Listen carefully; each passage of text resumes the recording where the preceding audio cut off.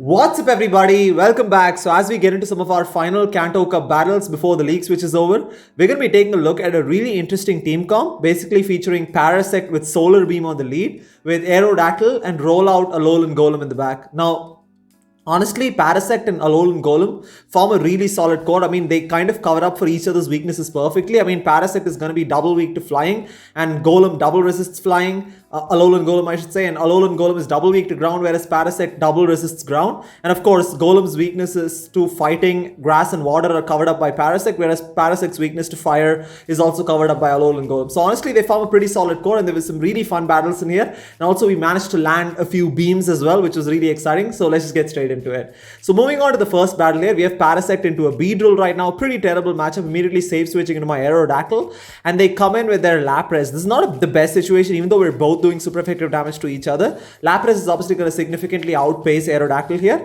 So I'm going to overfarm as much as I can, and I realize that I'm not going to be able to farm down, which is why I decided to throw the Rock Slide on CMP here. And they do decide to commit a shield because they want to get off the surf, and I want to win switch advantage, right? I cannot allow my Parasect to go up against their Beedrill, so I shield that, and we're barely able to farm down here. Back in comes Beedrill. I'm able to get to a Rock Slide as well. Now this Rock Slide should force the final shield from Beedrill, but this is still a tricky situation being because this Beedrill is slightly ahead on energy, and Drill Run would pretty much one-shot Alolan Golem. So I'm going to come in with my Golem and then immediately switch into my Parasect to catch the Drill Run here. Drill Run is double resisted by Parasect because of the bug grass typing, and they are staying in, which is nice. And now they make a switch into their Pidgeot. That is actually really nice play on their part. They actually banked a Drill Run and then switched into their Pidgeot. I go for the poison, cross poison. Honestly, that doesn't even matter because one move from the Alolan Golem would KO the Pidgeot anyways. They're probably going to go for a Brave Bird right now, but that's okay. I mean, that is double resisted, and I need to basically build up 100 energy, and then I'm going to throw the Wild Charge right now so that I have a Stone Edge ready to go against the Beedrill. But again, if the Beedrill has a Drill Run, we're going to lose CMP. As you can see there, we had a Stone Edge, but unfortunately, Alolan Golem loses CMP against Beedrill, and we're not able to get off the Stone Edge there, and yeah, that's going to be a GG. So, I mean, honestly, very well played on their part. They made sure that they banged the Drill Run because their backline was really weak to Alolan Golem. They managed that perfectly there. Moving on to the next battle here, we have Parasect into a Lickitung, kind of a neutral matchup. This I'm okay staying in. At this point, I'm going to bank a bunch of energy here. Definitely not going to shield the first one. It is going to be a Body Slam. It's going to do quite a bit of damage. And then we're going to bank almost a Solar Beam. I'm actually going to build up to a Solar Beam and then switch to my Alolan Golem right now. I was actually trying to catch a Body Slam, but I mistimed the swap there, which means that I'm going to have to shield this because this could be a Power Whip, and that's going to do super effective damage, of course. And then at this point, I can just go for the Stone Edge right now. Obviously, this is going to do massive damage. I don't want to go for the Wild Charge and debuff right away, and now I'm going to go for the Wild Charge. This is going to force the shield from Lickitung. If they want to get off the Power Whip here, it does get the first shield, and I'm okay letting this go through. I can't burn both shields, especially with Aerodactyl in the back, which is so extremely glassy, right? So I'm going to let this go through right now. And then at this point, probably going to come in with my Aerodactyl and fully farm down this Lickitung here. So we're able to farm down. We are ahead on energy here. Let's see what they come in with. They actually come in with their Dugong. So I'm going for the Rock Slide right now. This is almost for sure going to get the shield from Dugong. And if it does, immediately switching to my Parasect and going for the Solar Beam. This is where Solar Beam on Parasect is absolutely devastating because it one-shots the Dugong, even though I didn't get the Excellent in that one.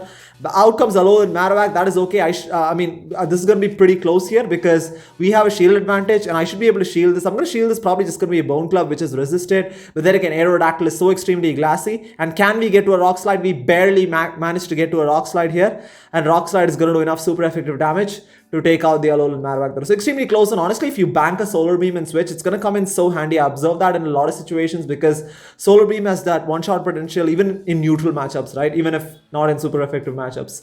Moving on to the next one here, we have a Hypno on the lead. Pretty decent matchup for the Parasect here because Fury Cutter is doing super effective damage. They make a switch into their Lapras. I was actually slightly slow to switch because, which is why they are slightly ahead on energy. I do shield the Surf right now. I'm going to overfarm just a little bit more. And this is where, again, running Stone Edge. This is why I prefer running Stone Edge on Alolan Golem over Rock Blast because it just provides that hard-hitting one-shot potential. As you can see, there are just one-shots. The Lapras, they probably thought that was a Rock Blast or something, but that's great for me because at this point, I'm going to be able to get to a Stone Edge here. Stone Edge does massive damage against Hypno, and they are trying to farm down, I believe. And I'm able to get to a Wild Charge as well. And this Wild Charge should get the shield from Hypno, and they're probably going to look to farm down after this. They're going to be able to farm down, and they have quite a bit of energy right now, right? I'm going to come in with my Parasect here and hope that they don't have Fire Punch. Hopefully, they blind throw the Thunder Punch here. But I actually have a move loaded on Parasect, which is why why I decided to go for the cross poison right away. Hopefully they shield thinking it's an X-Scissor or a bug move or something, and we do get a shield, which is fantastic. I'm hoping this is not a fire punch. It is a fire punch.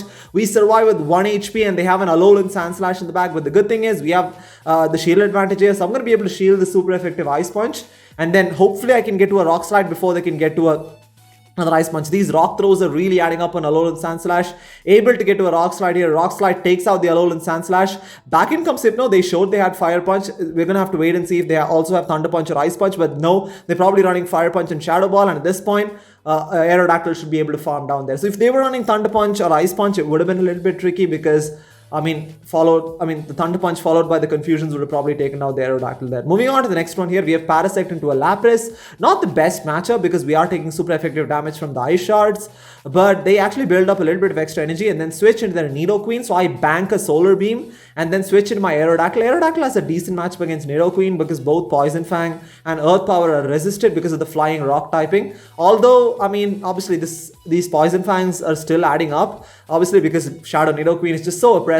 I go for the Rock Slide here, even though this is resisted. This should still do enough damage from this range or get a shield. Either of which is okay by me. We do get a shield, that's perfect. And I'm going to come in with my Alolan Golem here and then basically go for a Stone Edge right now. This is just going to be a Poison Fang. They did not build up to an Earth Power. So I can safely let this go through. And then Stone Edge, this is again one of those other matchups where Stone Edge really helps because even though this is resisted, it's still pretty hard hitting and it should do enough damage to take it out from this range as it does there. And then it's going to be interesting to see what they bring in. They bring back Lapras, which really tells me that whatever they have in the back could potentially be also weak to Alolan Golem. So I would like to preserve my Golem here. I'm going to build up to a Wild Charge, switch into my Parasect, and once again go for the Solar Beam right now. Let's see if they want to shield this. They let that go through, one-shots the Lapras, and they have a Alolan Grimer in the back. Now this is going to be interesting. We are resisting those poison jabs, so I'm going to go for the Stone Edge because I don't want to debuff myself right away. Going for the Stone Edge right now. Stone Edge does get the shield from the Alolan Grimer, I should say. And then we do shield the Crunch. Hopefully we don't get the defense drop, and this is where I make a bit of a mistake, right? I try to build up to the back-to-back Wild Charges, hoping that I can get 2 of them off. I didn't know if one move would KO, and as you can see, we should have gone for Stone Edge there. I wasn't sure if one Stone Edge would have KO'd, which is why I decided to build up the back-to-back Wild Charges, but they snuck a Poison Jab through, which obviously they should as per the new move update, and we ended up taking the loss there. Moving on to the next one here, we have Parasect into a Lapras once again on the lead here, and this time I actually switch up my Aerodactyl and use a Kanto Sandslash instead. Just wanted to try out a different, obviously it's a community day Shadow Kanto Sandslash. I switch into my Alolan Golem and then they make a switch into their Alolan Muck, which is pretty interesting. Alolan Muck is definitely not a response or a solid response to an Alolan Golem. But they're running Bone Club, which obviously makes sense because that is double super effective. But then again, with an energy advantage, Alolan Golem should be able to win this matchup. I'm not even going to bait with Wild Charge because I don't want to debuff the Alolan Golem yet. And then at this point, we snuck a rollout through as we should. And then I'm going to shield the Bone Club here. And we should be able to beat the Alolan Marowak to the next move, right? I'm able to get to a Stone Edge here. This will easily do enough super effective damage to take out the Alolan Marowak from this range. And then let's see what they decide to come in with. They actually come back with their Lapras, which is interesting. And I didn't think I would get to a move, which is why I decided to sack my Sandslash. As you can see, we had a Wild Charge there, so I probably should have thrown it as soon as I got it because we win CMP against Lapras. But that's okay because I can come back with my Alolan Golem here and then immediately go for the Wild Charge right now, doing super effective damage. And it should pretty much one-shot the Lapras from this range. And hopefully Parasect should be able to close it out, right? They come in with their Hypno. I can't switch out yet because I'm switch locked in this matchup. But hopefully we can get to a Solar Beam here, and we are barely able to get to a Solar Beam against the Shadow Hypno. And Solar Beam, look at that. It just one-shots the Shadow Hypno. Near one-shots it, and then Fury Cutter is going to be able to take it out there. Again, Parasect coming in super clutch. Moving on to the final battle here. We have a Pidgeot in the lead. Pretty terrible matchup. This time I switch it up once again. I use Alolan Muck instead of Kanto Sandslash because I felt like Alolan Muck is more of a generalist and probably more reliable in a lot of neutral matchups. Unfortunately, like an absolute noob, I throw an alignment, allowing them to sneak a free Gust through. We sneak a Snarl through as well, which is okay. And then I shield thinking it's going to be a Feathered Brave Bird, but for some reason, unfortunately, I ended up shielding a Feather Dance, which is not good for me. I go for the Dark Pulse right now. Obviously, this is debuffed. It's not going to KO. They are going to probably look to farm down, but I'm barely able to get to another Dark Pulse. This is fantastic for me because this should force the final shield from Pidgeot. And I don't care if how much energy they have, because again, all this energy is going to go waste, right? Because we have an Alolan Golem, which is probably the hardest counter to Pidgeot in the game, because everything here is double resisted, and I don't have to shield a thing right now. Brave Bird doesn't do too much damage. They actually make a switch into their Hypno. I go immediately into my Parasect right now, and now all I need to do is get to a Solar Beam here. I'm going to safely shield this up. I don't want to get hit by a Fire Punch. It is just a Thunder Punch, so in hindsight, probably could have let that go through. But yeah, I'm going to be able to get to a Solar Beam here. Solar Beam is going to do massive damage once again, as we saw against Hypno. It's going to pretty much one-shot it right there.